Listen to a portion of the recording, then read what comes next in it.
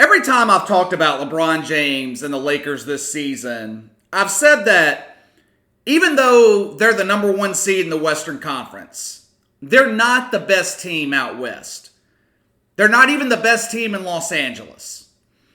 Before this weekend, the Lakers had struggled against the best teams in the NBA. They were 0-4 against the Sixers, the Bucks, the Clippers. In the span of 1 week, the Lakers completely flipped the script on that narrative. Tuesday night, beat the Sixers. At one point, they went on a 42-10 run in that game. Friday night, LeBron James outplayed Giannis, who was hurt in the second quarter. And the Lakers beat Milwaukee, and LeBron actually makes the MVP chase a little bit more interesting at this point.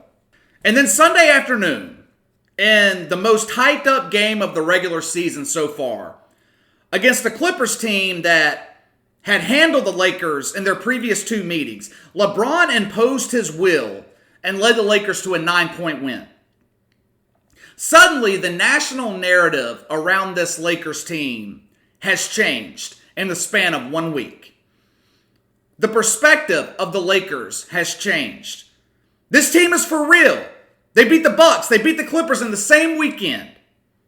I'll give credit where credit is due. The Lakers looked like a championship team this weekend. They did.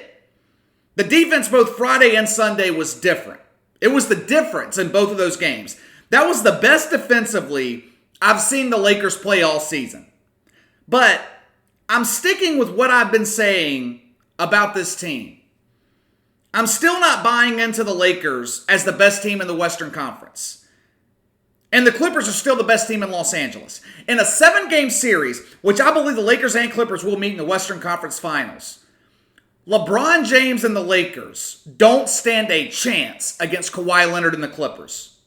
What we saw this past weekend, what we saw Friday night and Sunday afternoon, was the Lakers' best shot.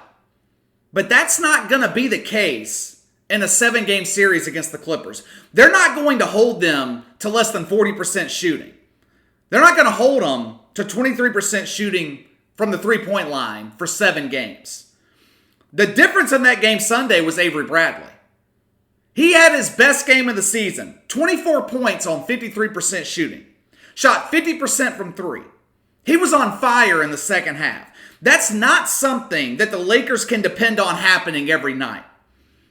Avery Bradley's averaging about 9 points a game this season. He scored 20 plus twice all year. Hell, Friday against the Bucks, he was 0 for 5, 2 fucking points. They both came at the free throw line. Lakers Nation is as excited now as they've been all season. JaVale McGee is calling this team the best team in the world right now. Enjoy it while you can. Being the best team in March doesn't fucking matter. No one gives a shit. You gotta be the best team in April, best team in May, best team in June. But LeBron James and the Lakers won't be playing basketball in June. This was a huge game in terms of the regular season. But this game meant much more to the Lakers, in my opinion, than it did for Kawhi Leonard and the Clippers. Even though the Lakers have 2 of the top 5 players in the NBA, they've been doubted for most of this season. I've been one of their biggest doubters. I still am. Nothing's changed about my opinion of the Los Angeles Lakers. The Clippers have been giving the Lakers shit. They put up billboards in Los Angeles trash-talking LeBron and the Lakers. Patrick Beverley's been talking shit all year.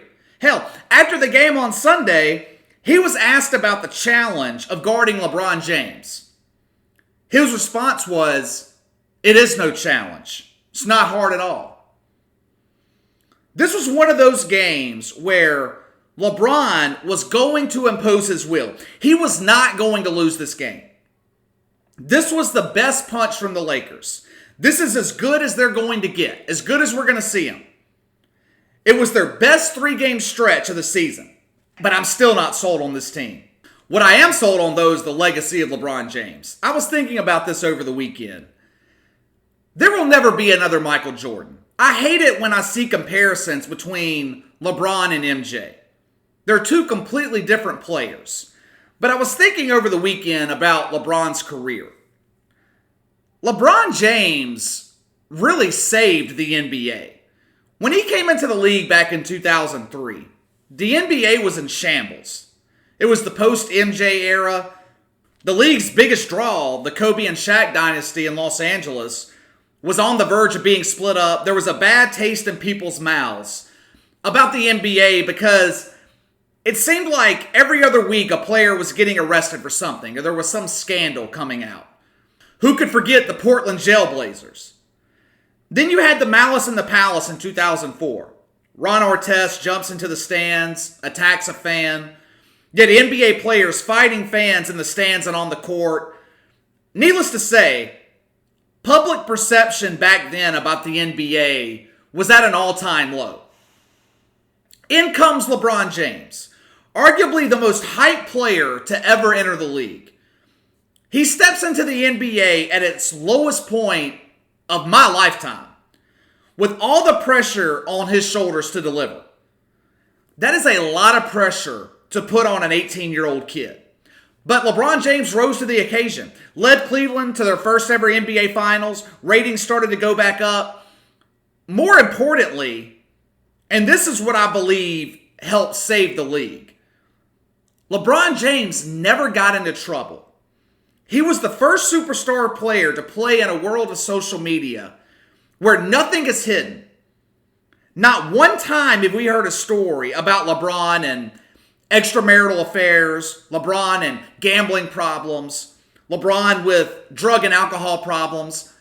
Yeah, he speaks out on political things sometimes, but that's his right to do that. We've never really had a scandal involving LeBron James. And other players in the league followed LeBron's lead. When was the last time there was a major scandal involving an NBA player? An arrest, anything? I can't think of one off the top of my head. I guess it would have to be the Tim Donaghy gambling scandal, but that was involving a fucking referee, not a player. I think the NBA is in great shape right now. You've got a lot of exciting young stars that are spread throughout the league. You got Jason Tatum in Boston, Zion in New Orleans, Trae Young in Atlanta. The list goes on and on. That being said, the NBA still has a major problem with the regular season. Sunday's game between the Lakers and Clippers was the first game this season that felt special, that felt like a playoff game. It felt like a game that really mattered. Now, to guys like me who watch just about every New Orleans Pelicans game, who watches the big regular season games around the league, I'm always going to be there. But Sunday was the first game of the regular season that was appointment viewing for the casual NBA fan. The fan who only comes around for the playoffs or for the Christmas Day games. Appointment television is a rarity in today's NBA.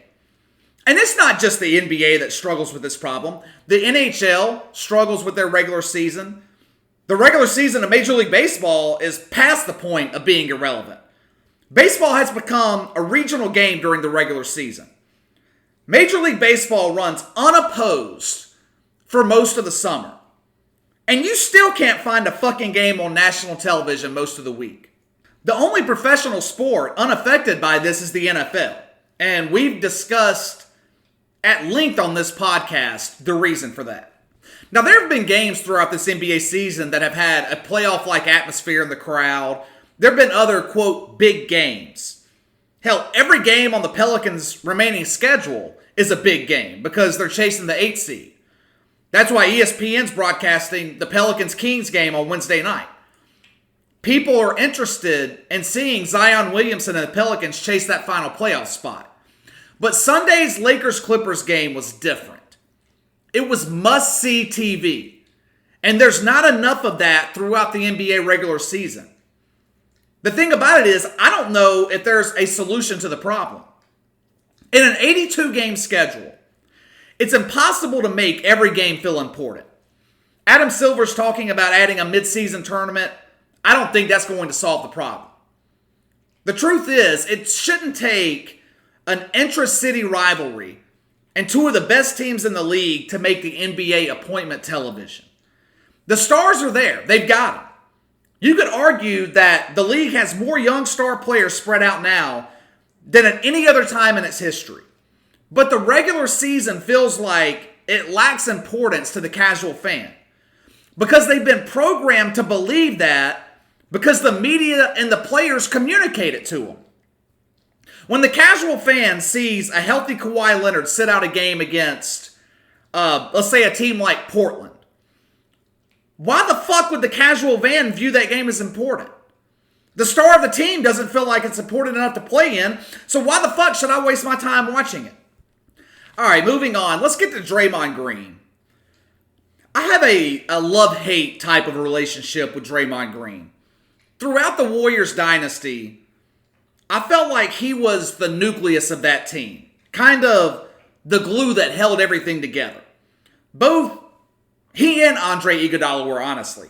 Iguodala was so critical to the growth of the Warriors. That's why when Pelicans fans want to talk about trading J.J. Redick or Derek Favors, I'm in favor of keeping them. Before Andre Iguodala, the Warriors were still learning how to win. Iguodala had a big part in teaching guys like Steph Curry and Klay Thompson and Draymond Green how to win. Anyway, let's get back to Draymond Green. I really like him as a player. He doesn't put up big numbers, but he is an important piece in Golden State. He's the guy that's going to make the hustle plays. He's the guy that's going to talk shit, get under the skin of the opponents. Every championship team needs guys like Draymond Green or Patrick Beverley. But let's be real here. If Draymond Green was drafted by the New York Knicks or the Detroit Pistons, none of us would know who the fuck he is. He is not a superstar type player. The only reason we know Draymond Green is because he's been a part of the dynasty in Golden State. Now, I'm not taking away his role on that team, but you take Steph Curry and Klay Thompson off that team, Draymond Green isn't leading them to a championship. He isn't even leading them to the fucking playoffs. He's a role player. We saw what happened this season when Draymond Green's leading this team. The Warriors have won 15 games. They're the worst team in the fucking league. So when I see Draymond Green talking shit and insulting an NBA legend over the weekend, it makes me wonder who the fuck he thinks he is. Charles Barkley has been critical of Draymond Green all season. He's mocked him lately for racking up what he calls triple singles in reference to small stat lines in games this year where he's playing without Steph Curry and Klay Thompson. In response, Draymond Green went where everyone always goes when they have a criticism of Charles Barkley. Here's what he said. Quote, Barkley should stop before I go take his job, though, because I can do that well, too. He already didn't make enough money playing, so he needs that job. He should stop talking to me. I have a tendency to end people, so he should stop before I take his job. If he keeps talking, I'll take it soon, sooner than he thinks. Still, he probably should be quiet. He also can't talk basketball with me either. Not smart enough, not qualified, no rings, can't sit at the table. End quote. First of all, no one can replace Charles Barkley on TNT.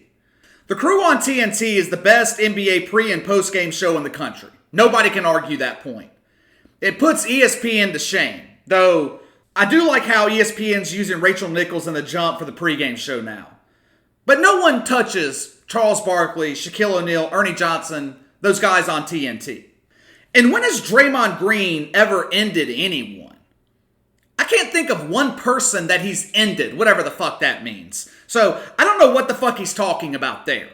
But secondly, if Draymond Green was going to clap back at Charles Barkley, couldn't he at least come up with something original?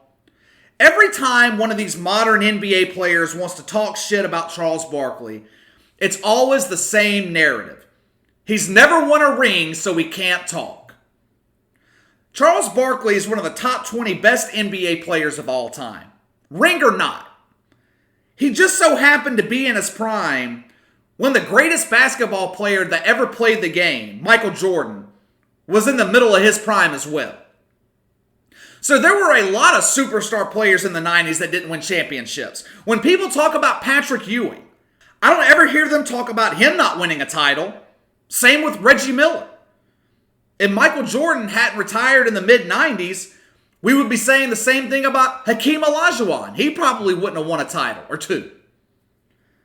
Also, top superstar players in Barkley's time didn't lose in the NBA Finals and then run and go form a super team. Kind of like the Warriors did a few years ago when they lost to LeBron and the Cavs in the finals. Draymond Green calls up Kevin Durant crying like a bitch, begging him to come join them in Golden State. The fact of the matter is, Draymond Green doesn't have the pedigree to be talking shit about a legend like Charles Barkley. I don't care if he's got 3 rings or not.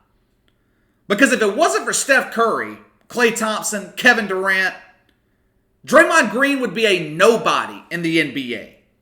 He would be just another journeyman role player without any ring on his fingers. All right, I saw a report on CBS Sports yesterday morning talking about the Brooklyn Nets firing Kenny Atkinson and how Kyrie Irving was likely behind Atkinson getting fired. Now it's starting to all make sense. I don't know why I didn't think about this Saturday when we talked about it on the podcast as it was going down, being released that Kenny Atkinson was being fired. I've said this several times on this podcast. Kyrie Irving is a disease. He has been a problem everywhere that he's played. Forced his way out of Cleveland.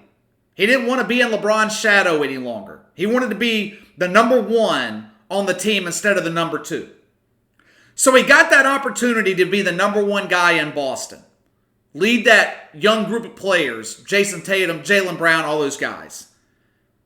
Kyrie Irving figured out he wasn't cut out to be the leader. He destroyed the chemistry of that Celtics locker room. Both Tatum and Brown have flourished since Kyrie's been gone. And in just 20 games with the Brooklyn Nets, in which the Nets went 8-12 when Kyrie Irving was playing, he has decided that he doesn't want to play for Kenny Atkinson. The guy who resurrected this franchise. The guy who turned Karis LeVert and Spencer Dinwiddie into star players. Nope. Kyrie doesn't want that guy. Doesn't want that coach. He wants fucking Tyronn Lue to be the Nets head coach. The crazy thing is, he'll probably get his wish. He'll get what he wants because that's how it works in the NBA. Superstar players get to make the coaching decisions. I mentioned on Saturday that I was worried about this not working out for the Brooklyn Nets. You look at the history of this franchise, they're not known for making the best decisions. The Nets are banking on Kevin Durant being the leader of this team and Kyrie being the number 2 option.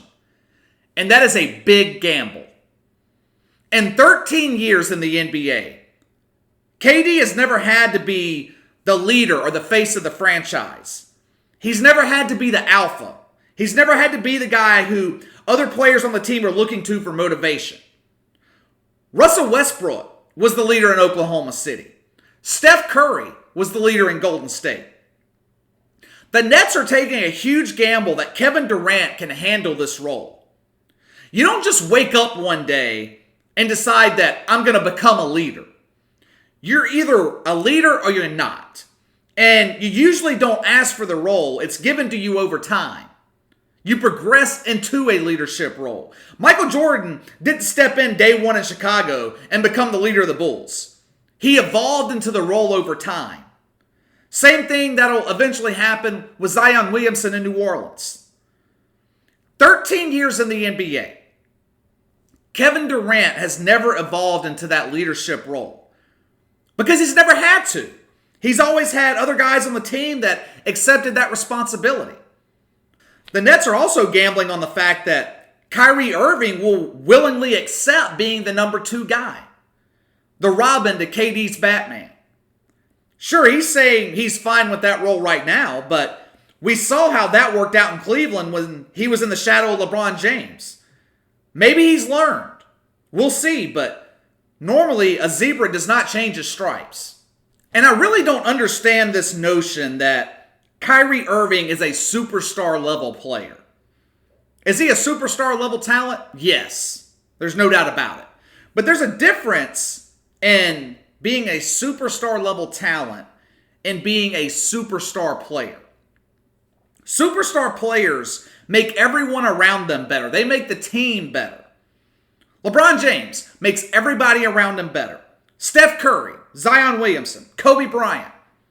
Those guys make everyone better. What has Kyrie Irving done since winning the title with LeBron? Absolutely nothing. Destroyed the Celtics. Destroyed the Nets. Stayed on injured reserve. This is a big gamble for Brooklyn, tying their future to two guys who have been consistently injured recently, and KD is unproven as the guy on a team. And they made the decision to fire the coach who put them in position to go after Kyrie Irving and KD in the first place, before he even had the opportunity to coach them in one game. However, the Nets' loss could be the New Orleans Pelicans game. I hope David Griffin goes after Kenny Atkinson this offseason. I think he would be the perfect head coach to lead and develop this young core in New Orleans. You guys all know how I feel about Alvin Gentry. I don't think he's the future coach of this team. I believe he's only got 1 year left on his current contract. They could easily buy him out and go out and get Kenny Atkinson. I hope that's what they do. All right, I feel like since I've started this podcast, I've constantly bitched about officiating. It seemed like every Tuesday during the NFL season, I came on here and complained about the incompetence of NFL officials. I pretty much laid off of NBA officials for most of the season. I think the first time I even mentioned them was a week or so ago when Mark Cuban blasted NBA officials on Twitter for fucking up the end of the Mavs-Hawks game. Mark Cuban ended up being fined $500,000 for his comments, which I think is absolutely ridiculous. The officiating problem in professional sports isn't going to be fixed by silencing the owners who were speaking out about it. There were a couple of games over this weekend that I was watching where, once again, the NBA officiating was piss poor. My problem, or one of my problems with officiating in the NBA is there's not any consistency. Take the game Sunday afternoon between the Pelicans and the T-Wolves. Halfway through the second quarter, Minnesota was seemingly at the free throw line every possession. Officials were calling hand checks. Just about anything that could be called, they were calling. But at the other end of the floor, the T-Wolves were fouling away at the Pelicans, and there were no whistles. There was one point early in the third quarter. I counted 3 fouls on one Pelicans possession. No fouls were called. The normally mild-mannered Drew Holiday was even demonstrative about the poor officiating, and he's a guy who never complains about foul calls. He never complains about officiating. So if Drew Holiday's pissed off about it, you know there's a problem. Once again, the Dallas Mavericks were victims of shitty officiating. In their game against the Pacers on Sunday night, Luka Doncic was hit in the face 3 times. Now the rule is if a player's hit in the face, the officials are supposed to take a look, make sure it doesn't warrant a flagrant foul. Not only did the officials not take a look at it, they didn't even call a fucking foul. I believe they might have called a foul on one of the occasions, but not on the other 2. Luka Doncic was rightfully pissed off after the game. He made some comments to reporters about the officiating that I'm sure that he's going to end up paying for it later. But this is becoming a common occurrence in the NBA. Inconsistent officiating. In a league, honestly, that doesn't need this black cloud hanging over it. Especially after the gambling scandal with referee Tim Donaghy a decade ago. Now, to be fair, the officials weren't the reason the Mavs lost that game Sunday night. Dallas has struggled in the clutch all season long, and it was no different Sunday night against the Pacers. They didn't make a fucking shot the final 5 minutes of that game. That's the reason they lost. It wasn't the officials. But both the NFL and NBA have got to find a way to fix this problem. There's too much technology available to be having wrong calls. The officials in both leagues have difficult jobs. I'm not taking anything away from them. The games are quick. I'd argue being an official in the NBA is tougher than the NFL. Because on just about every possession, you could call a foul on somebody. If that's going to be the case, though, at least do it with some consistency. You can't call a foul on one end of the floor and not call it on the other. You can't say something is a foul in the first quarter, but when it happens again in the fourth quarter, it's no longer a foul. There's got to be some type of consistency with this NBA officiating.